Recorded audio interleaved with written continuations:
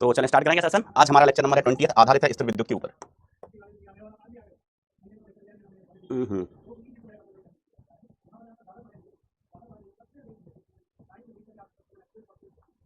चलो ये अपने हो गए थे, ये वाला भी हो गया था। ये वाला भी होमवर्क बेटा मैंने करवा दिया था।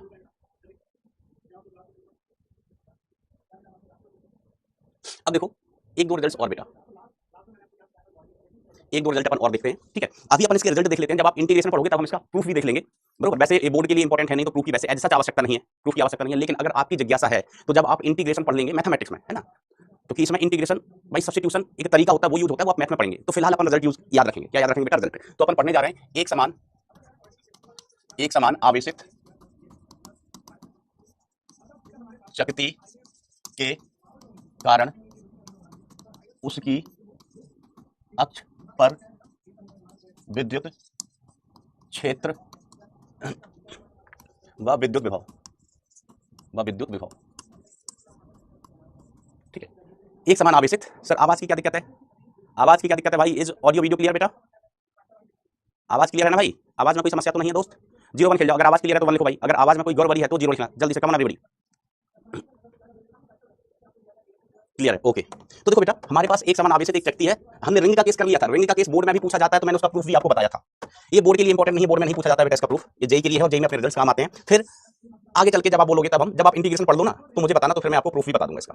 हमको भी मजा आता है इसका प्रूफ बताने में, सच में मजा आता है, बहुत मजा आता है, ठीक है। तो यहाँ पर अपन विद्युत क्षेत्र ज्ञात करना चाहते हैं, ई और विद्युत विभव ज्ञात करना चाहते हैं। तो बेटा ई का जो सूत्र होता है, ई इज इक्वल टू अपन लिखते हैं sigma upon 2 epsilon not into 1 minus cos. इस एंगल को अगर हम फाई बोले तो टोटल एंगल अपन कितना बोलते हैं बेटा? मान लीजिए फाई कहते हैं या थीटा कहते हैं, चलो थीटा कह देते हैं। टोटल एंगल कितना है? थीटा। तो यहाँ पर अपन इसको लिख लेते हैं cos थीटा बाई 2, या टोटल एंगल को मैं फाई बोल दूं, तो यहाँ पर लिखते हैं बेटा अपन फाई बाई 2, फाई अपॉन 2, ठीक है। ये सूत्र होता है बेटा, इस सूत्र को याद रखा जाए, ठीक है। अब इसके अन्य रूप हो सकते हैं, अन्य रूप मैं बताता हूँ क्या क्या रूप हो सकते हैं। सर cos फाई बाई 2 कौन सा कोण होगा? तो उनका ये वाला कोण होगा फाई बाई 2। जल्दी देखो, जल्दी। ये वाला कोण कितना होगा बेटा? ये वाला कोण होगा फाई अपॉन 2, ठीक है मास्टर। ये दूरी अपन कितनी मान लेते थे? तो सेंटर से उस बिंदु की दूरी जहां पर हमें विद्युत क्षेत्र या विद्युत विभव ज्ञात करना है, उस पॉइंट की दूरी अपन क्या मानते थे बेटा? x। जैसे अपन ने रिंग में किया था बेटा, तो ये वाली दूरी x है और इसकी त्रिज्या कितनी बेटा? इसकी त्रिज्या r। तो मैं यहां से cos फाई बाई 2 का मान लिखना चाहता हूं, cos फाई बाई 2। तो देखो, अगर ये x है और ये r है, ये x है बेटा, ये r है, तो ये वाली दूरी कितनी हो जाएगी? ये लंबाई हो जाएगी x square plus r square, ठीक है। तो cos फाई बाई 2 का मान मैं यहां से लिखना चाहूं, तो cos phi by 2 equal to होता है आधार। आधार कितना है बेटा? x बटे कर्ण कितना है? Under the root x square plus r square. तो e का मान हम ऐसे भी लिख सकते हैं, sigma upon 2 epsilon not into 1 minus x upon under the root x square plus r square, ठीक है। ऐसे भी हम लिख सकते हैं। दोनों सेम रिजल्ट ही हैं। एक थीटा के पदों में अगर आपको थीटा दिया जाए, दूसरा x के पदों में अगर आपको x दिया जाए, तो एक x और r के पदों में है और एक थीटा के पदों में है, ठीक है। ओके। अब विभव की बात करें तो बेटा विभव v इज इक्वल टू, हम ऐसे लिखते हैं, विभव v इज इक्वल टू होता है sigma upon 2 epsilon not into under the root x square plus r square minus x। ये विभव का मान हो गया। ये रिजल्ट्स आपको याद रखने हैं। आकृति का ध्यान देना, आकृति कौन है? एक समान आवेशित डिस्क है, और हम बात कर रहे हैं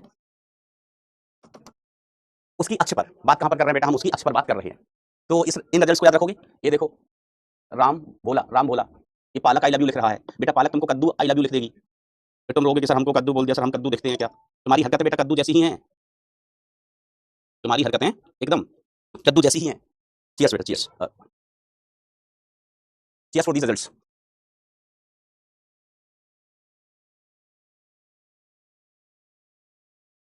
चलिए तो ये रिजल्ट बेटा याद रखना। चलिए, उल्टा सीधा मत समझना, साधु आदमी हूं मैं, आपको चाय के लिए बोलना चाहता था मात्र। चलो अच्छा, अब विभव के बारे में हमने कुछ आपको चीजें बताई थी। अब कुछ सवाल करेंगे अपन, विभव से संबंधित कुछ सवाल करेंगे, फिर पीवाईक्यूज पे चलेंगे। अच्छा, एक चीज और, हमने अभी क्या सीखा कि अगर हमें विद्युत क्षेत्र दिया है तो विभव कैसे निकालेंगे। अब एक रिजल्ट और, अब इसमें बेटा जितने भी मिसलेनियस केस बचे, उन सबको अपन डील करेंगे। वेरी गुड बेटा। अगर आपने प्रूफ कर लिया तो ठीक है, अदरवाइज आप थोड़े बड़े हो जाओ, मैं इंटीग्रेशन पढ़ लो, तो फिर मैं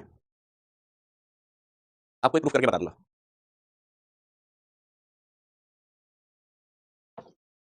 अब देखो बेटा अपन बात करते हैं कि यदि विभव दिया हो, विभव दिया हो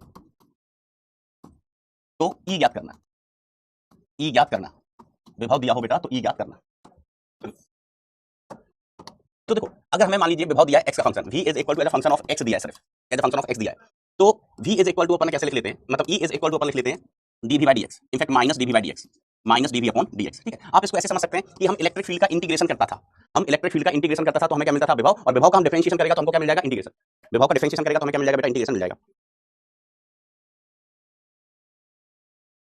और आप इसका प्रूफ ऐसे देख सकते हैं, minus v is equal to हमने क्या लिखा था, minus v equal to e dot dr x के पदों में है, तो यहाँ x का फलन दिया है तो e डॉट dx लिख लेंगे भाई, e डॉट dx। ठीक है, तो अब हम यहाँ पर डिफरेंशिएशन कर रहे हैं, इसका डिफरेंशिएशन कर रहे हैं। तो बेटा आप जानते हैं डिफरेंशिएशन इंटीग्रेशन एक दूसरे के विक्रम प्रक्रम होते हैं, तो डिफरेंशिएशन इंटीग्रेशन को खा जाएगा, डिफरेंशिएशन इंटीग्रेशन खा जाएगा, dv इक्वल टू क्या बचेगा, माइनस e dx बचेगा। तो e की वैल्यू कितनी आ गई बेटा, minus dv upon dx, e की value minus dv upon dx। अगर r का फलन होगा, अगर r का फलन होगा तो बेटा हम dv अपॉन dr लिख लेगा, क्या लिख लेगा, dv अपॉन dr। यहाँ v विभव है, v क्या है बेटा, विभव है। ठीक है, तो इसको ऐसे भी लिख सकते हैं, या जैसे r का फलन दिया हो, v आपको दिया है फंक्शन ऑफ r, दूरी का फलन दिया है, तो e इज इक्वल टू आप कैसे लिख लेंगे, minus dv upon dr, minus dv upon dr। तो ये तो बहुत आसान चीज है, बच्चों वाली चीज है। अब देखो इसमें अच्छी चीज क्या होती है बेटा, कि अगर हमें विभव x y z तीनों का फलन दिया हो, v दिया हो f of x, y, z, है ना, अभी एग्जांपल बताएंगे तो ये चीज क्लियर हो जाएगी, पहले हम रिजल्ट बताते हैं, पहले हम आपको रिजल्ट बताते हैं। तो e इज इक्वल टू अपन कैसे लिखते हैं, e is equal to minus del v upon del x i cap, minus del v upon del v upon del y j cap, और minus del v upon del z k cap, del z k cap. ठीक है, तो ये अपना सूत्र होता है। अब डेल क्या होता है मैं अभी आपको बताऊंगा, डेल क्या होता है मैं आपको बताऊंगा। तो del v upon del x का मतलब हुआ बेटा, del v upon del x का मतलब हुआ कि v का अवकलन, v का अवकलन, v का अवकलन x के सापेक्ष, x के सापेक्ष बाई z को अचर मानकर, अचर मानकर, बाई z को अचर मानकर, या अचर मानना है। ठीक है, ओके सर। अब इसी प्रकार हम लिखें del v upon del y, तो अब इसका मतलब हुआ बेटा v का अवकलन, v का अवकलन y के सापेक्ष, y के सापेक्ष x व z को अचर मानकर, x व z को अचर मानकर। देखो डिफरेंशिएशन किसके सापेक्ष कर रहे हैं, y के सापेक्ष, किसका v का, तो डिफरेंशिएशन v का करना है y के सापेक्ष, लेकिन यहाँ y के अलावा दो चर और हैं x एंड z, तो उनको अचर मान लेना है, उनको क्या मान लेना है, अचर। ऐसे हम लिखें del v upon del z, तो अब मुझे बताने की जरूरत नहीं है इसका मतलब क्या होगा, इसका मतलब होगा v का अवकलन करना है z के सापेक्ष, है ना, z के सापेक्ष। अब y व z नहीं, y व z नहीं, x व z, x व y को अचर मानकर, जो बचा हुआ है उसको अचर मान लेना है, अचार नहीं, अचार नहीं, अचर, अचर मानना है। अब मैं एक एग्जांपल करवाता हूं तो आपको सारी चीजें क्लियर हो जाएंगी। एग्जांपल, तो सबसे पहले तो सस्ता सा example, v is equal to आपको दिया गया है minus 6r square, 6r square, आपसे कहा जाता है find out electric field, find out e। ठीक है, तो e इज इक्वल टू हम सीधा क्या लिख लेते हैं, minus dv upon dr, minus dv upon dr। तो e इज इक्वल टू क्या हो गया, माइनस इधर आ गया, d अपॉन dr, v का मान कितना दिया है, 6r स्क्वायर दिया है। ठीक है, इनफैक्ट माइनस 6 स्क्वायर दिया है, 6r स्क्वायर। तो ये माइनस माइनस प्लस हो जाएगा बेटा, माइनस माइनस क्या हो जाएगा बेटा, प्लस, तो ये प्लस प्लस का, और 6 भी बाहर आ जाएगा, ये d अपॉन dr किसका, r स्क्वायर का। अब r स्क्वायर का डिफरेंशिएशन r के रिस्पेक्ट में कितना हो गया, 2r हो गया, तो e इज इक्वल टू कितना आ गया, 6 इंटू 2r, तो e इक्वल टू कितना आ गया बेटा, 12r, e बराबर 12r आ गया। तो ये तो सिंपल वाला एग्जांपल है, v r का फलन दिया, एक ही चर का फलन है, एक ही चर का फलन दिया हुआ है। अब देखो अच्छा एग्जांपल इसमें,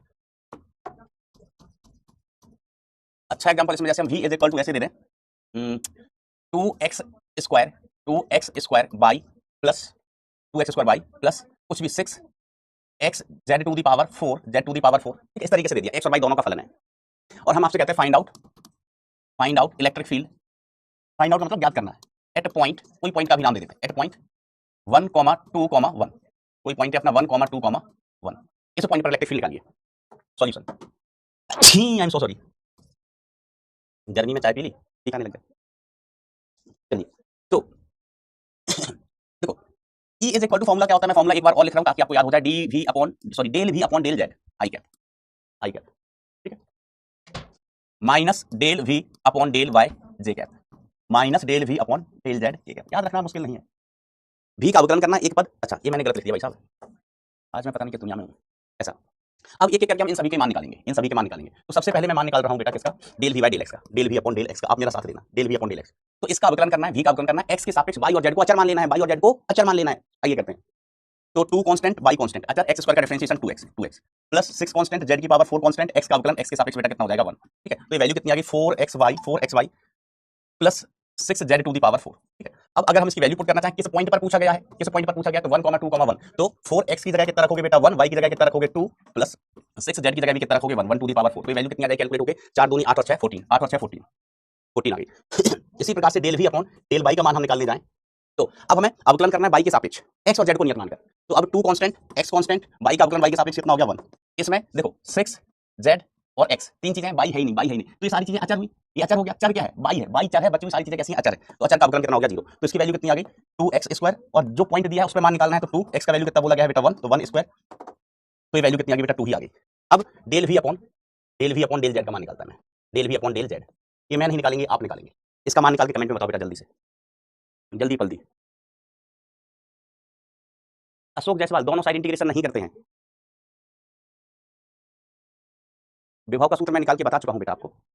इसकी वैल्यू बताइए, del v upon del z, बहुत सारे बच्चों ने आंसर बता भी दिया, वेरी गुड बेटा, वेरी गुड। तो देखो अब हमें जेड के सापेक्ष अवकलन करना है, तो 2 constant, x constant, y constant, Z के सापेक्ष अवकलन करना है, तो चर क्या है जेड, बची हुई सारी चीजें कांस्टेंट, तो भाई साहब ये कांस्टेंट।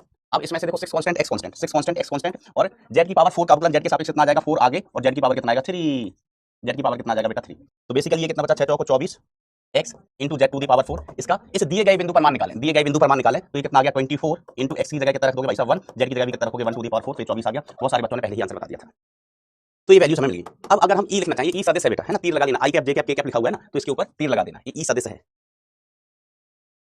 तो ई सदिश हमें क्या मिलेगा, ई सदिश equal to minus del v upon del x का मान 14, तो माइनस का 14 आई कैप,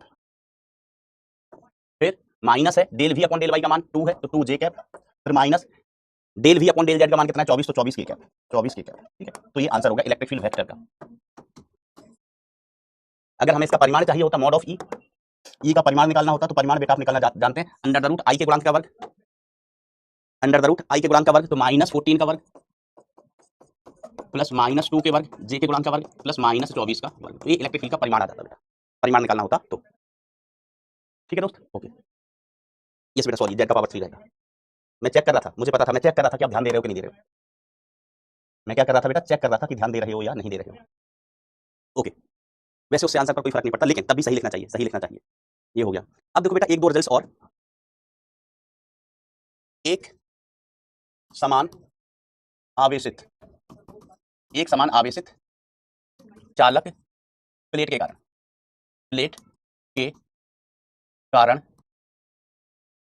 उसके अंदर इलेक्ट्रिक फील्ड, इलेक्ट्रिक फील्ड। तो एक समान प्लेट के कारण उसके अंदर हम इलेक्ट्रिक फील्ड निकालने वाले हैं। एक समान प्लेट के कारण, एक समान आवेशित चालक नहीं, एक समान आवेशित को चालक, एक समान आवेशित को चालक प्लेट के कारण उसके अंदर विद्युत क्षेत्र। तो बेटा बोर्ड से इसका भी कोई लेना देना नहीं है, प्रूफ बताओ ना बताओ एक ही बात है, लेकिन चलो बता देता हूं, ज्यादा टाइम नहीं लगेगा, क्योंकि इसमें उतना ही इंटीग्रेशन वगैरह होगा जितना आपको आता है। इनफैक्ट इंटीग्रेशन तो है ही नहीं, इंटीग्रेशन तो है ही नहीं। इसमें एक समान आवेश है और आवेश घनत्व कितना है, आवेश घनत्व कितना है रो, फिर मैं याद रखने का तरीका भी बता दूंगा अभी। अब हम क्या करते हैं, यहाँ पर दो बेलनाकार मतलब गौसी सतह लेते हैं। गौसी सतह कैसी लेते हैं बेटा, बेलनाकार। गौसी सतह कैसा लूंगा बेटा मैं, बेलना, अरे भैया पगलू, बेलनाकार, बेलनाकार गौसी सतह ली, ठीक है। अब देखो जो विद्युत बल रेखाएं होंगी बेटा इस दिशा में होंगी, विद्युत बल रेखाएं बेटा इस दिशा में होंगी ई।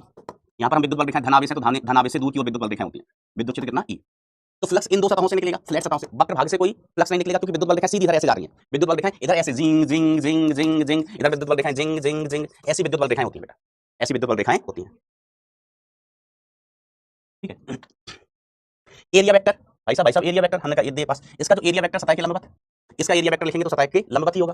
तो देखो इस सतह पर हम क्या लिखेंगे, ई डॉट ए, इस सतह के लिए ई vector dot A vector, plus दूसरी सतह कौन सा है, इस सतह से भी फ्लक्स निकल रहा है, इस सतह से भी फ्लक्स निकल रहा है, तो ई वेक्टर डॉट ए वेक्टर। अब आप समझ गए होंगे बेटा, कवर पार्ट में लिखने की जरूरत नहीं है, वक्र भाग से फ्लक्स नहीं निकलेगा, ठीक है। जैसे मैंने आपको बताया था कि ऐसा सिलेंडर है, विद्युत बल रेखा इधर -x में, इधर +x में, तो विद्युत बल रेखा इधर से निकलेंगी और इधर से निकलेंगी, इस भाग से कोई विद्युत बल रेखा नहीं निकलेगी, इस भाग से बेटा कोई विद्युत बल रेखा नहीं निकलेगी, ठीक है।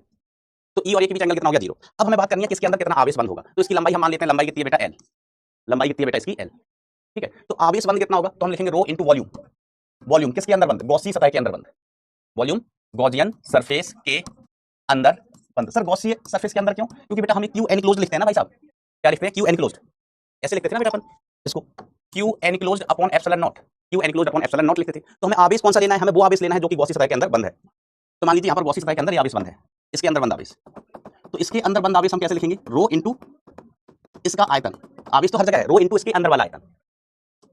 तो अगला स्टेप अपना होगा ई ए कॉस 0 डिग्री, क्यों समझ गए, ई ए कॉस 0, देखो ई और ए के बीच एंगल 0 समान दिशा में, इधर देखो ई इधर ए भी इधर, इनके बीच एंगल कितना 0, is equal to q enclose कितना हो गया, rho into volume, into volume कौन सा वॉल्यूम, गॉसियन सरफेस के अंदर बंद, गॉसियन सतह के अंदर बंद, upon epsilon nought, upon epsilon not. तो ये E A plus E A बचा, E A plus E A is equal to E A plus E A कितना हो गया भैया, तो ये हो गया रो, ठीक है मास्टर, क्या हो गया रो, और गॉसी सतह के अंदर बंद आयतन आप क्या लिखेंगे, तो बेलन है, बेलन का आयतन होता है एरिया इंटू लंबाई, एरिया इंटू लंबाई लिख सकते हैं, फ्लैट सतह का एरिया है ना। वैसे तो आप कहते हैं सर बेलन का आयतन पाई आर स्क्वायर इंटू एल होता है, पाई आर स्क्वायर इंटू एल, तो पाई आर स्क्वायर क्या है, फ्लैट सतह का क्षेत्रफल ही तो पाई आर स्क्वायर होता है, फ्लैट सतह का क्षेत्रफल क्या होता है, पाई आर स्क्वायर, जो हमने ए मान रखा है, तो पाई आर स्क्वायर की जगह क्या लिख देंगे, ए तो वॉल्यूम कितना हो गया, A into L divided by epsilon not.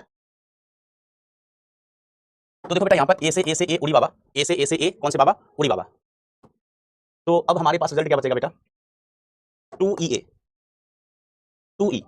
2E is equal to rho L, L नहीं हम दूरी के पदों में बात कर लेते हैं बेटा, है ना, कि हम विद्युत क्षेत्र कहां पर ज्ञात कर रहे हैं, वो आसान रहेगा, ठीक है। आप ऐसा समझो, ध्यान देना, हमसे सवाल में ऐसा बोला गया है कि यहां से आर दूरी पर, यहां से आर दूरी पर विद्युत क्षेत्र ज्ञात कीजिए, आर दूरी पर ये बिंदु है ना, नाम दे दिया पी, पी बिंदु पर हमें विद्युत क्षेत्र निकालना है, जो प्लेट के बीच से कितनी दूरी पर है, आर दूरी पर, प्लेट के बीच से आर दूरी पर, अगर ये वाली दूरी आर है बेटा, तो ये वाली दूरी भी कितनी होगी, आर ही होगी, आर ही होगी। तो वॉल्यूम तो हम एल के पदों में नहीं, आर के पदों में लिखते हैं, तो लंबाई कितनी हो गई बेटा इसकी, 2R हो गई है, इस बात को समझो, कोई कंफ्यूजन तो नहीं है। देखो एल तो हम इसकी लंबाई कह रहे थे, लेकिन इसकी लंबाई का कोई मतलब नहीं है, आपको ऐसा बोला जाएगा, अगर कभी ये केस मिला, ये बेटा इंपॉर्टेंट केस नहीं है, जो अभी मैं बाद में करा रहा हूं केसेस, ये कोई इंपॉर्टेंट केसेस नहीं है बहुत ज्यादा, मान लो कभी सवाल मिल गया तो उसके लिए बता रहा हूं, जो अपने इंपॉर्टेंट केसेस हैं वो सारे हो चुके हैं पहले ही, सारे पहले हो चुके हैं। तो जैसे डिस्क शक्ति वाला भी है, बहुत महत्वपूर्ण केस नहीं होगा, शायद आपको कभी एक आध सवाल मिल जाए, शक्ति वाला केस है ना, प्लेट वाला केस है, बेलन वाला केस है, शायद कभी आपको एक आध एग्जांपल मिल जाए, तो आपको पता होना चाहिए, क्योंकि अपन वादा करते हैं ना कि कोई चीजें छोड़ेंगे नहीं, तो ये सारी चीजें उस वादे के अनुसार चल रही हैं।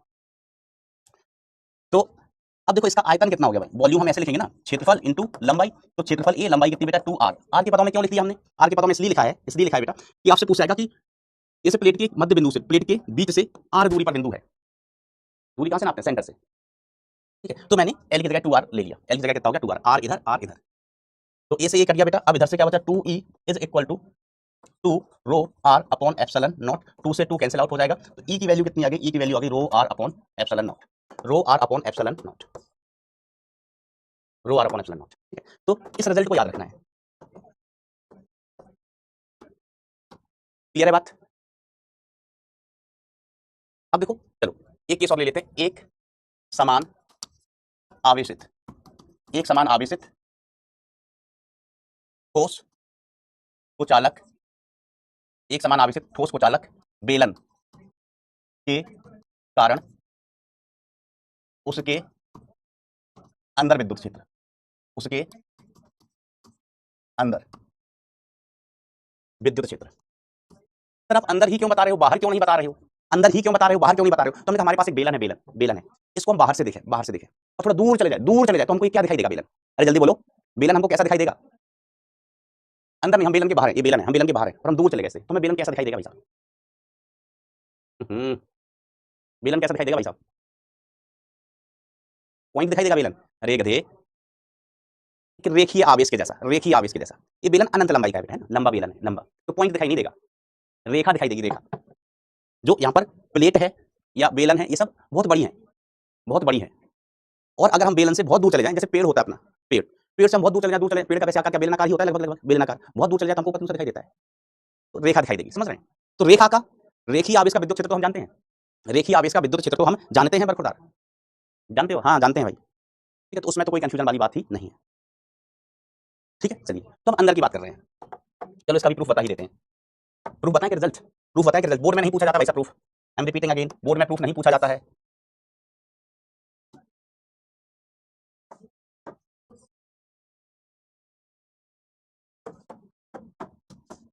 अरे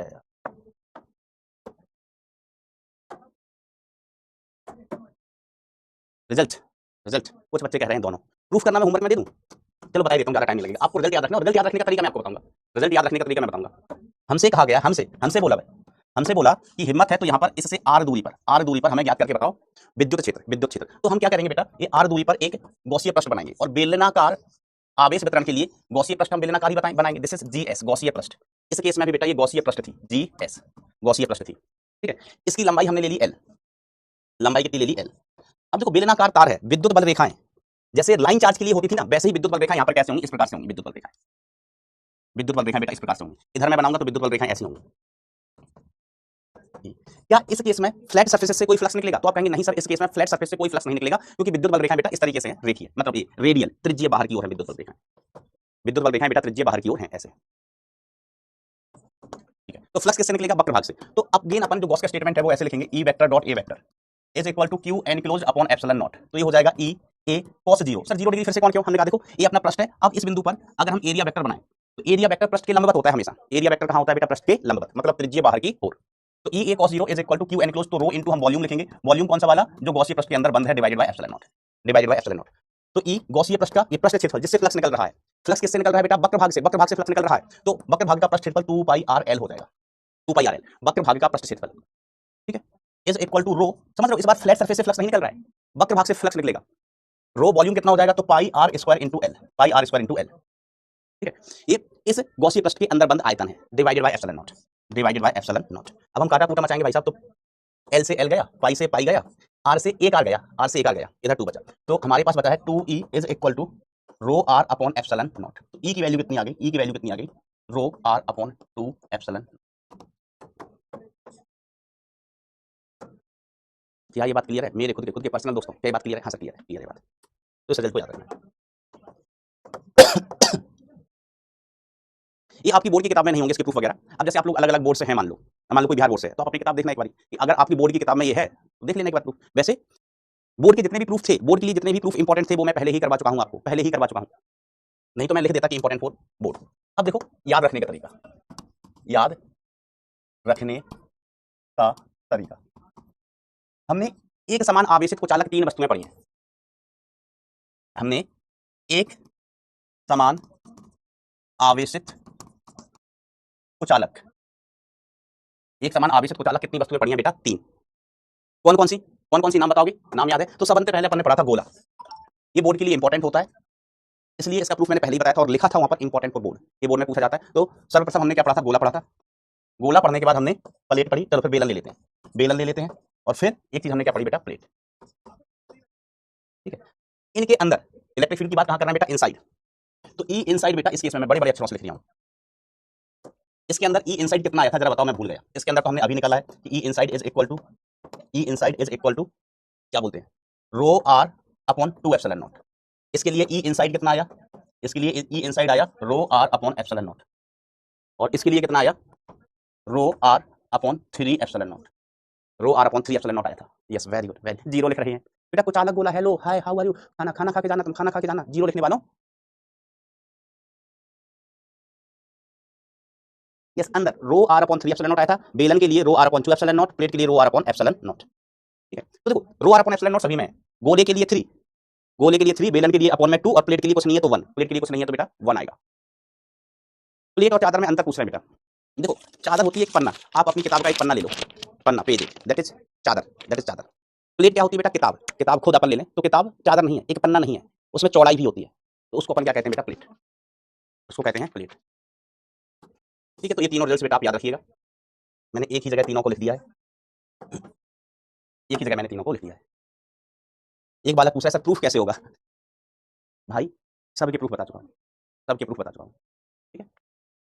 आप किसी भी बोर्ड से हो बेटा, सारा बोर्ड का सिलेबस कवर है ना? ऐसे समझो, ऐसे सीखो। मान लीजिए किसी का बिहार बोर्ड है, किसी का बिहार बोर्ड है, किसी का राजस्थान बोर्ड है, किसी का एमपी बोर्ड है, किसी का यूपी बोर्ड है, किसी का सीबीएसई बोर्ड है, सीबीएसई बोर्ड है।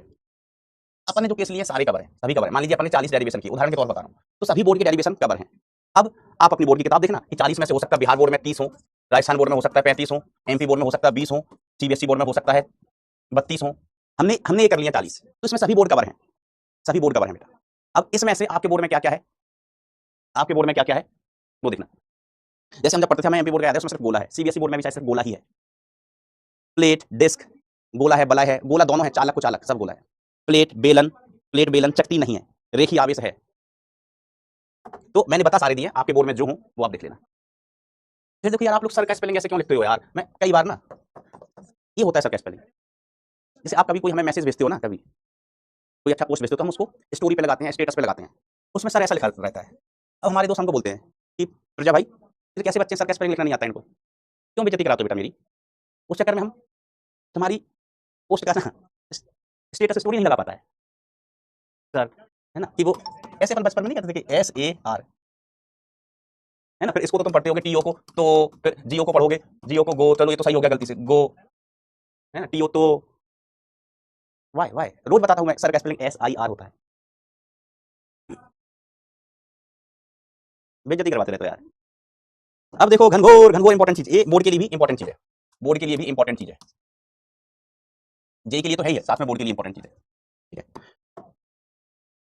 क्या है? दो आवेशित चालकों को जोड़ना, दो आवेशित चालकों को जोड़ना, दो आवेशित चालकों को जोड़ना। अब ध्यान से समझना, मैं कमेंट ऑफ करने जा रहा हूं बेटा, बोर्ड में भी इसका प्रूफ आता है, जेई में तो काम आता ही आता है। आ जाओ ऐसा, शुरू करें, करो लेकिन पहले पानी पी लो।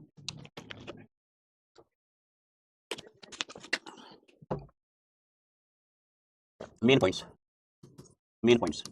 तो जब हम आवेशित चालकों को जोड़ते हैं तो इसमें मेन पॉइंट क्या है बेटा? पहला पॉइंट है कि आवेश संरक्षित रहता है, आवेश कुल आवेश, कुल आवेश संरक्षित रहता है,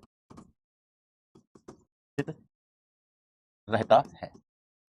दूसरा मेन पॉइंट है कि अंतिम विभव, अंतिम विभव, अंतिम विभव समान हो जाते हैं, समान हो जाते, अंतिम विभव समान, अंतिम विभव समान हो जाते हैं।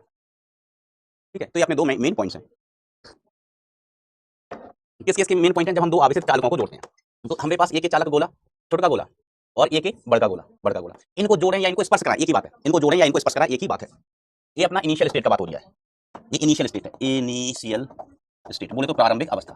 ठीक है, तो प्रारंभिक अवस्था में इस पर आवेश है Q1, अच्छे से लिखो मित्र, Q1, और इस पर आवेश कितना बेटा? Q2। ध्यान देना, प्रारंभिक अवस्था में अलग अलग थे, एक दूसरे से जुड़े नहीं थे, एक दूसरे से बेटा जुड़े नहीं थे। तो इनिशियल स्टेट, चलो ठीक है, एक दूसरे से जुड़े नहीं थे। क्या लिखने वाला था? हाँ, त्रिज्या, इसकी त्रिज्या R2 और इसकी त्रिज्या R1, इसकी त्रिज्या R1। अब हम क्या करेंगे? इनको जोड़ देंगे,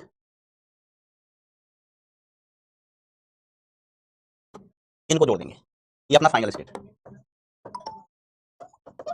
ये फाइनल स्टेट। तो अंततः इस पर जो आवेश हो गए, तो इस पर आवेश हो गया Q1 डैश और दूसरे पर आवेश होगा Q2 डैश, इस पर Q1 डैश और इस पर Q2 डैश, Q2 डैश। तब जब हमने इनको जोड़ दिया और जोड़ के छोड़ दिया, जोड़ के छोड़ दिया, साम्यावस्था आ गई है, जोड़ के छोड़ दिया, साम्यावस्था आ गई है, तो इस पर आवेश हो गया Q1 डैश, इस पर आवेश हो गया Q2 डैश। ठीक है, तो मेन पॉइंट अपन क्या कह रहे हैं? पहला पॉइंट हमने क्या लिखा था कि आवेश संरक्षित रहेगा, तो पहला पॉइंट चार्ज कंजर्वेशन, आवेश संरक्षण का। तो प्रारंभिक आवेश कितना? Q1 प्लस Q2, अंतिम आवेश कितना? Q1 dash, Q1 dash plus Q2 dash. हमें Q1 डैश और Q1 डैश, Q2 डैश निकालना है, अंतिम आवेश निकालना है। क्या निकालना है बेटा? अंतिम आवेश। ठीक है, ओके, अंतिम आवेश निकालना है, कोई दिक्कत नहीं, निकाल लेंगे, हमें निकालना आता है। तो एक तो अपना ये वाला समीकरण हो गया, पहला चार्ज कंजर्वेशन का, और दूसरा समीकरण अपन क्या बनाएंगे? दूसरा समीकरण बनाएंगे potential, final potential, final potential. Potential का मतलब होता है बेटा विभव, will become same, will become same, final potential will become same. ठीक है, तो V पहले वाले गोले का कौन सा? Final, is equal to V दूसरे वाले गोले का कौन सा? फाइनल। अंतिम विभव सेम हो जाते हैं। तो अंतिम विभव अपन क्या लिखेंगे समीकरण? तो K अंततः बेटा गोला है, गोले का विभव, गोले का विभव कितना होता है बेटा? गोले की सतह का विभव कितना होता है? गोले में जितना विभव सतह पर होता है उतना ही केंद्र पर होता है, चालक गोला है, जितना विभव सतह पर होगा उतना ही केंद्र पर होगा। तो किसी भी जगह विभव क्या होता है? Q कितना है? Q1 डैश अपॉन त्रिज्या, that is R1 is equal to K दूसरे का charge Q2 dash upon R2 upon R। तो ये दो मेन समीकरण है, इनको हमें हल करना है, एक समीकरण, दूसरा समीकरण। तो हल करें भाई साहब, साथ दोगे आप हमारा? सर बिल्कुल देंगे, बिल्कुल देंगे साथ। तो ये मेन कहानी होती है, मेन कहानी यही है, कभी भी दो चालक वस्तुओं को जोड़ा जाए तो मेन कहानी यही होती है, आवेश संरक्षण रहता है और अंततः विभव समान हो जाते हैं। देखो विभव समान क्यों हो जाते हैं? आवेश कहां से कहां चलता है? तो हम कहते हैं आवेश उच्च विभव से निम्न विभव जाता है।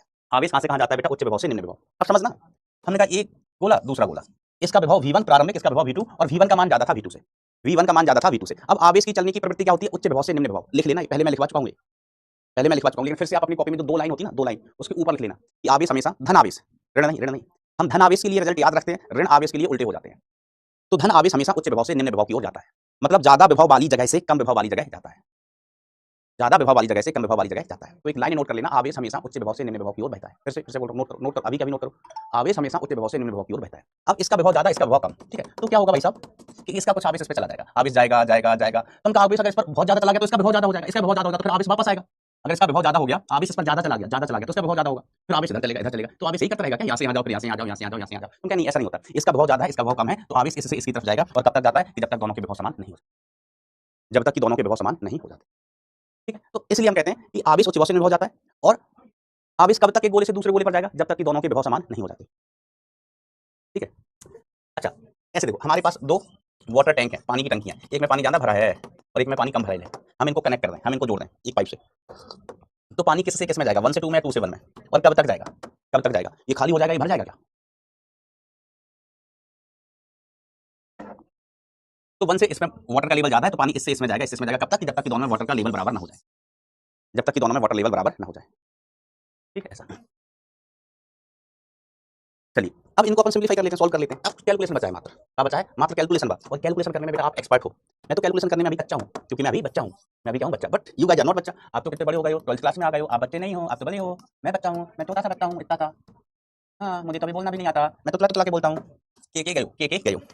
तो यहाँ से हम Q1 डैश का वैल्यू उठवा सकते हैं, दिन दहाड़े Q1 dash equal to R1 इधर गया, तो R1 upon R2 into Q2 dash, ठीक है। अब Q1 डैश का मान समीकरण एक में पटकने पर, पटकते नहीं बेटा अपन, सब आदमी है, रखते हैं रखने पर, तो Q1 डैश का मान समीकरण एक में रख दो, तो Q1 plus Q2 is equal to Q1 dash की जगह क्या लिख सकते हैं भाई साहब, R1 अपॉन R2, आप चाहो इसको कह दो समीकरण नंबर 3, आप चाहो तो R1 upon R2 into Q2 dash plus Q2 dash, इसको सिंप्लीफाई करो, तो here we have Q1 plus Q2 is equal to, यहाँ एलसीएम लिया तो कितना आ गया भाई साहब, R2, सीसीटीवी वाले ने गाड़ी पे लिखा HR नहीं देखा, चलो तो अब देखो बेटा इसमें से ये कॉमन आ जाएगा, इसको मैं इधर ले जाऊं R2 को, सर ले जाओ सर मत ले जाओ R2 को, तो Q1 plus Q2 is equal to, इसमें से Q2 डैश कॉमन ले लो, तो Q2 डैश मैंने दिन दहाड़े कॉमन उठवा लिया, यहाँ पर बचा R1 और यहाँ बचा है भाई साहब R2। अब Q1 डैश का वैल्यू हमें यहाँ से मिल जाएगा, हम अगले पन्ने पे चलते हैं, Q2 डैश, तो ये हो गया R2 upon R1 plus R2, भाई साहब R2 into Q1 plus Q2 divided by R1 plus R2, मैं सही कह रहा हूँ, मैं झूठ नहीं बोल रहा हूँ, क्योंकि मैं बच्चा हूँ, बच्चे कभी झूठ नहीं बोलते। Q2 डैश का value R2 Q1 plus Q2 upon R1 plus R2, ठीक है ऐसे। तो बेटा देखो ये दो इक्वेशन बना दी ना, हमारा काम तो वैसे ही खत्म हो गया। इसके बाद कैलकुलेशन करनी है, इसके बाद क्या करनी है कैलकुलेशन, हमें Q1 डैश अंतिम आवेश निकालना है, क्योंकि हमें अंतिम आवेश मिल गया तो हमें अंतिम सब कुछ मिल गया, बस आवेश की कमी है मेरे जीवन में सिर्फ आवेश की कमी है, अगर हमें अंतिम आवेश मिल गया तो जीवन में हमें सब कुछ मिल जाएगा, अभी देखो आपको दिखेगा खुद। चलिए Q1 डैश का वैल्यू मिल गया, अब हम कहते हैं Q2 डैश का मान समीकरण 2 में पटकने पर, पटकते नहीं 2 में नहीं, वो भी 3 में रखने पर रख दो भाई साहब, तो Q1 डैश समीकरण 3 क्या था, Q1 dash is equal to R1 upon R2 into Q2 dash, यही था ना, यस मास्टर, यही था समीकरण नंबर 3, 1 2 3 एक चाटा फ्री, हाँ हमारे मास्टर ऐसे ही मार देते थे हमको, हमने कभी कहा 1 2 3 कान के नीचे दिया एक चाटा फ्री, कैसे मास्टर होते थे यार। R1 upon R2 Q2 dash का वैल्यू कितना है, ये रहा R2 इंटू, इसको याद रखने का तरीका भी बताऊंगा मैं, अब आपको ना हर सवाल में इतना कार्य नहीं करने पड़ेंगे भाई साहब, इतनी कैलकुलेशन नहीं करनी पड़ेगी भाई साहब, समझ रहे हो भाई साहब। R2 से R2 बाबा टिल्लू, R2 से R2 बाबा टिल्लू, उड़ी बाबा, बाबा टिल्लू पगला है, उड़ी बाबा। तो भाई साहब Q1 डैश का मान कितना होगा, ये होगा R1 into Q1 plus Q2 divided by R1 plus R2, loafer से हरियाणा के यार, कोई लोफर वो प्रणाम तुम पगलू, एक Q1 डैश का मान Q2 डैश का मान, तो देखो याद रखने का डायरेक्ट तरीका समझ आ गया है क्या, याद रखने का डायरेक्ट तरीका समझ में आ रहा है, दो गोले, हाउ मेनी गोले, दो गोले, एक पर आवेश Q1 दूसरे पे Q2, तो Q1 प्लस Q2 करो, एक की त्रिज्या R1 दूसरी की त्रिज्या R2 बटे R1 plus R2, Q1 plus Q2 बटे R1 प्लस R2, ठीक है। अगर मैं दूसरे गोले पे आवेश निकालना तो दूसरे गोले की त्रिज्या से गुणा करो, पहले पे आवेश निकालना तो पहले की त्रिज्या से गुणा करो, ऑल्दो कभी भूल जाओ ये टेक्निक, तो मैंने प्रूफ बताया है कि अपनी एक इक्वेशन भाई साहब योस है और दूसरी इक्वेशन भाई साहब योस है, हल करो वैल्यू मिल जाएगी, लेकिन समय बचाने के लिए अब हम क्या करेंगे, जैसे हमारे पास हमने का एक गोला है आवेश Q1 है, दूसरा गोला है आवेश Q2 है, इसकी त्रिज्या कितनी है R2 है, इसकी त्रिज्या कितनी है बेटा R1 है, तो हम दिमाग ही नहीं लगाएंगे, किसी ने कहा इनको हमने टच करा दिया, अंतिम आवेश होता है, हमने कहा Q1 equal to Q1 plus Q2 R1 plus R2 दोनों को जोड़ दो, कोई भेदभाव नहीं, आवेश किस पे निकाल रहे हैं, अंतिम पहले वाले पे, तो जिस गोले पे निकाल रहे हैं उसकी त्रिज्या से गुणा कर दिया जाए, किसी ने कहा Q2 निकालो, Q2 डैश, हमने कहा Q2 डैश निकालो, तो आवेश Q1 प्लस Q2 दोनों त्रिज्या R1 प्लस R2, हम 2 पर निकाल रहे हैं ना, 2 पर तो R2 से गुणा कर दो, भाई साहब समय नहीं लगता है, लगना ही नहीं चाहिए, है ना, लेकिन एक बार मुझे सॉल्व करके बताना था, प्रूफ बताना था, है ना, ये चालक गोलों को चाहे हम तार से जोड़े, चाहे एक दूसरे से टच कराएं, रिजल्ट यही रहता है। अब कोई हमसे कहे हमें वैल्यू मिल गई, अब कुछ नहीं रहेगा भाई साहब जीवन में, अब आप जो पूछना चाहो सो पूछ लो, पूछोगे क्या पूछ सकते हो, सर विद्युत क्षेत्र बताओ अंतिम अवस्था में, सर विभव बताओ अंतिम अवस्था में, सर अंतिम अवस्था में आवेश प्लस घनत्व बताओ, हम सब निकाल लेगा, जैसे इलेक्ट्रिक फील्ड फाइनल स्टेट में, find out various quantities in final state, मतलब अंतिम अवस्था में विभिन्न राशियां ज्ञात करो, अंग्रेजी तो नहीं हो गई, अंग्रेजी हमको वैसे भी ना है, अपना देसी बालक गावा के मैं गांव से नहा के आता हूं, फिर वापस जब गांव जाता हूं तो ट्यूबवेल के नीचे नहाता हूं, मजा नहीं आता। Find out the various quantities in final state, मतलब अंतिम अवस्था में विभिन्न राशियां ज्ञात कीजिए, तो अब भाई साहब काका क्या करवाओगे हमसे, किसी ने कहा कि ई बताओ, ई अंतिम अवस्था में, कहा के Q1 dash upon R1 square, देख चल रहे हो, मैंने कहा E2 बताओ दूसरे गोले का, तो के दूसरे गोले पर आवेश कितना Q2 dash upon R2 square, भैया हमें चाहिए क्या होता है, आवेश, Q1 डैश का वैल्यू हमारे पास है, ये है, ये है। Q2 डैश का वैल्यू हमारे पास है, ये है, Q2 डैश का वैल्यू। किसी ने कहा हिम्मत हो तो विभव निकाल के बताओ अंतिम अवस्था में, तो हम कहेंगे K Q1 dash upon R1, इसका K Q2 dash upon R2। वैसे इनकी वैल्यू कैलकुलेट करने जाओगे ना तो ये बराबर ही आएंगे, क्योंकि अंतिम अवस्था का गुण ही यही है कि विभव समान हो जाते हैं। अगर आप इनकी वैल्यू कैलकुलेट करेंगे तो वैल्यू बेटा समान ही आएंगी। वैल्यू कैसी आएंगी? समान आएंगी। लोग फिर से हरियाणा के, हाँ अब किसी ने कहा कि और हिम्मत है क्या? और हिम्मत बची? हमने कहा अब तो नहीं बची, अब तो नहीं बची। सिग्मा निकाल के बताओ सिग्मा। अच्छा सिग्मा छोड़ के हिम्मत आ गई हमें। सिग्मा पृष्ठ आवेश घनत्व, पृष्ठ आवेश घनत्व, तो ये क्या हो जाएगा? आवेश Q1 डैश अपॉन पृष्ठ क्षेत्रफल 4 पाई R1 स्क्वायर। दूसरे के लिए बताओ अंतिम अवस्था में पृष्ठ आवेश घनत्व, तो sigma 2 dash divided by 4 pi epsilon not R2 का स्क्वायर। खत्म कहानी। अंतिम अवस्था में हमको हर चीज मिल जाएगी। अब देखो कहानी अधूरी होती है, कहानी अधूरी होती है। कब तक? कब तक भाई साहब? जब तक एग्जाम्पल ना कर लिया जाए। अब हम बहुत ज्यादा टाइम पास नहीं करेंगे इसमें। चलो तुम बन ही गए हो तो बन जाओ। एक गोला, दूसरा गोला, एक गोला, दूसरा गोला। इसकी त्रिज्या कितनी भाई साहब? R2 है, और इसकी त्रिज्या भाई साहब कितनी है? इसकी त्रिज्या भाई साहब है R1, ठीक है। इस पर आवेश 2Q है और इस पर आवेश 6Q है, 6Q है। इसका मान हम कितना ले लेता है? इसका मान हमने कह दिया चलो 2R, इसका मान हमने कह दिया कितना है? R है, R है। इन दोनों को आपस में टच कराया, इन दोनों को आपस में टच कराया। टच कराने के बाद इस पर फाइनल आवेश Q1 डैश, इस पर फाइनल आवेश Q2 डैश, Q2 डैश। तो कोई हमसे कहे कि अगर मास्टर तुम्हें हिम्मत है तो Q1 डैश का वैल्यू बताओ। हमने कहा रुको रुको बताते हैं। 2Q plus 6Q divided by त्रिज्या का योग कर दो जल्दी से, R plus 2R into Q1 dash किस पे माना है? पहले गोले पर, जिसकी त्रिज्या कितनी है? जिसकी त्रिज्या कितनी है? Q1 डैश का मान जल्दी से कमेंट में लिखो भाई साहब। सर कमेंट तो बंद कर रखे हैं, हमने कहा तो भी लिख दो, तो भी लिख दो, बंद कर रखे तो क्या हुआ? Final, final. इस पर आवेश, इस पर आवेश, तो आवेशों का योग 2Q। अब अपन को ना इतना सारा कैलकुलेशन नहीं करना, त्रिज्या R प्लस 2R, लोग फिर से हरियाणा के ऐसा। अब इसको कैलकुलेट कर लेते हैं। तो 6 और 2 8, 3 R से R बेकार, ये 8Q/3 आ गया अंतिम आवेश। इस पर ज्ञात कर लेते हैं। 8 8 8 दूनी 16, 8 दूनी 16, 16Q/3, 16Q/3। Am right? लोग फिर से हरियाणा के, हाँ भाई बताओ ये सही है कि ना है? जल्दी बता दीजिए भैया, हम लेट कह रहे हैं। चकती क्या होती है गुरुजी? सिक्का देखा ना, सिक्का, तो सिक्का भी बेटा एक छोटी सी चकती होता है। रोटी देखी ना, रोटी, रोटी को अपन चकती कह सकते हैं। मतलब छल्ला होता है ना, छल्ला अंगूठी पहनते हैं, वो बलाई होती है, रिंग ना। रोटी होती है चकती है, वृत्ताकार चकती है। देवांशल वेरी गुड बेटा, वेरी गुड। तो कितने लोग थम्स अप हो जाए भाई? कितने लोग टच में चल रहे हैं? कितने लोग टच में चल रहे हैं? एक बार थम्स अप हो जाए। अब देखो कुछ सवाल,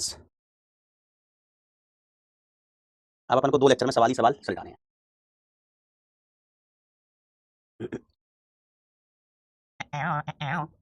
अब बहुत सारे सवाल करना, फटाफट करेंगे अपन, फटाफट करेंगे। ये सिंपल से सवाल है ना। आज थोड़ी सिंपल, फिर अपन मेंस की पीवाईक्यूज सभी सिंपल नहीं होंगे, सभी सिंपल नहीं होंगे। ये एक बालक है ना, एक बालक, वो हर 5 मिनट बाद आता है, रॉन्ग लिख के भाग जाता है, रॉन्ग लिख के भाग जाता है। पता नहीं इसको क्या मजा आता है।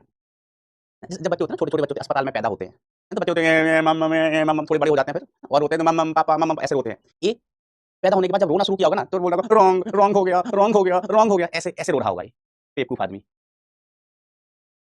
गधे। रॉन्ग हो गया, पूरी दुनिया को पता है भाई रॉन्ग हो गया, तुमको ये अकेला पता है क्या? अरे चेक कर 30% हुआ है। आओ, बिंदुगत आवेश के कारण r दूरी पर विभव, बिंदु आवेश के कारण v इक्वल टू कितना होता है? Q/r होता है भैया, तो v व्युत्क्रमानुपाती हो गया r के। जल्दी जल्दी कॉन्सेप्ट चल, ऐसा इस सेकंड ऑप्शन इज करेक्ट। आइए 0,1 तथा 0,-1 पर क्रमशः q व -q आवेश रखें तो मूल बिंदु पर विद्युत विभव का मान क्या होगा? जल्दी से रख लो, जल्दी से, बहुत जल्दी रख लो बेटा, रख लो। देखो सवाल में कुछ बोला गया तो पहले इसका बना फोटो, फोटो बना। मूल बिंदु कहां है? मास्टर, मास्टर मूल बिंदु इधर है 0,0, 0,0।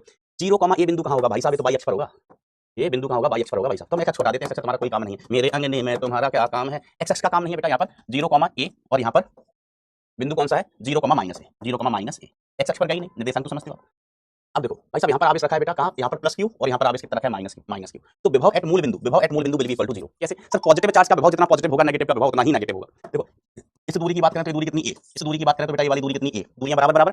तो इस बिंदु के कारण पॉजिटिव चार्ज के कारण विभव लिखूं तो k/q/a, नेगेटिव चार्ज के कारण विभव लिखूं तो बेटा मैंने बोला था जो राशियां सदिश होती हैं उसमें हम आवेश का सिर्फ परिमाण लिखते हैं, चिन्ह नहीं।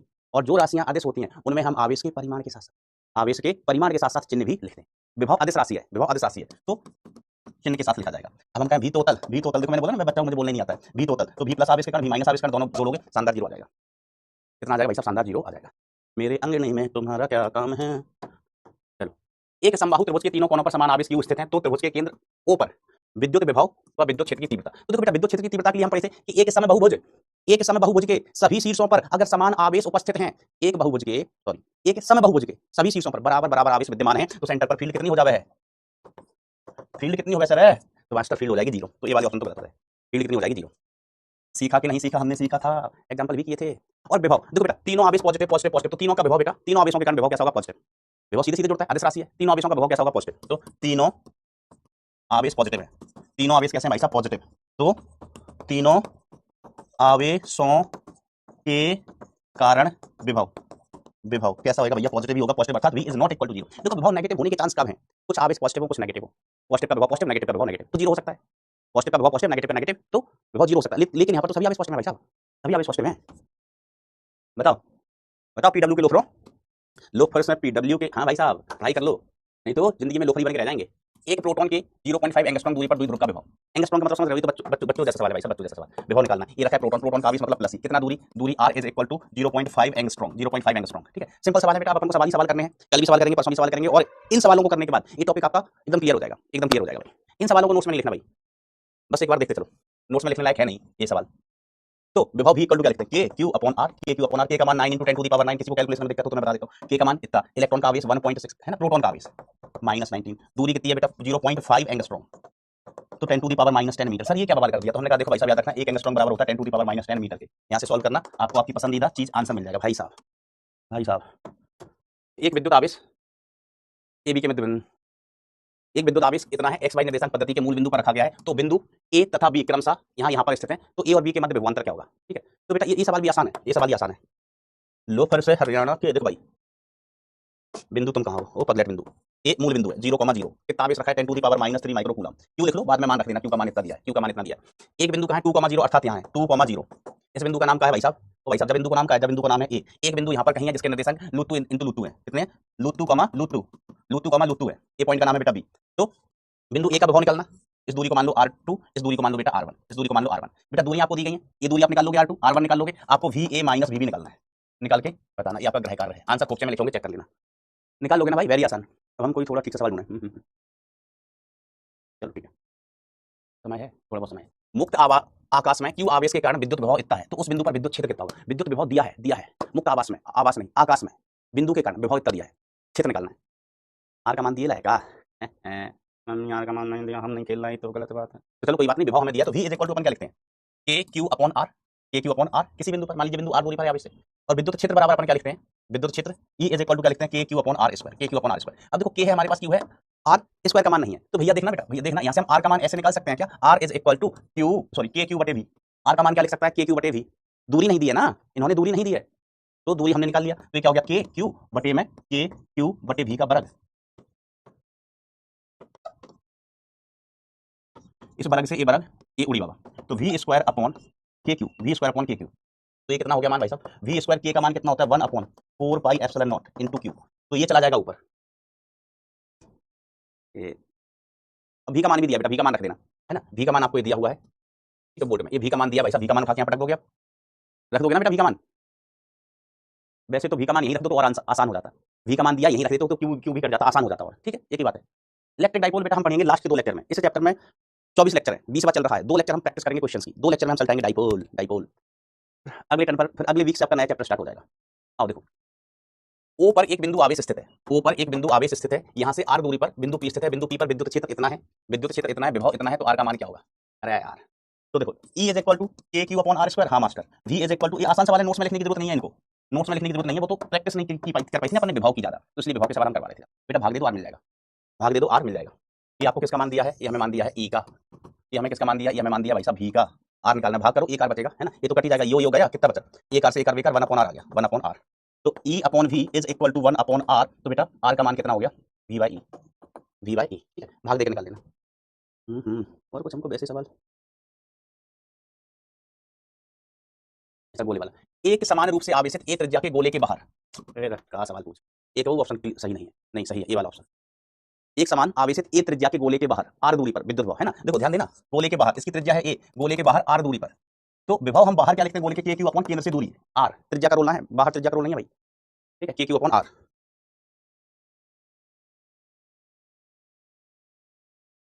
तो ये बेटा सस्ते सवाल है भाई, सस्ते सवाल, मैं खुद ही कह रहा हूँ भाई सस्ते सवाल है, बस एक बार प्रैक्टिस के लिए, प्रैक्टिस के लिए कुछ और सस्ते सवाल है वो हम आपको और होमवर्क में देंगे, अच्छे सवाल अपन कल से, कल मेंस की रिवाइज करेंगे, फिर एडवांस के करेंगे, है ना।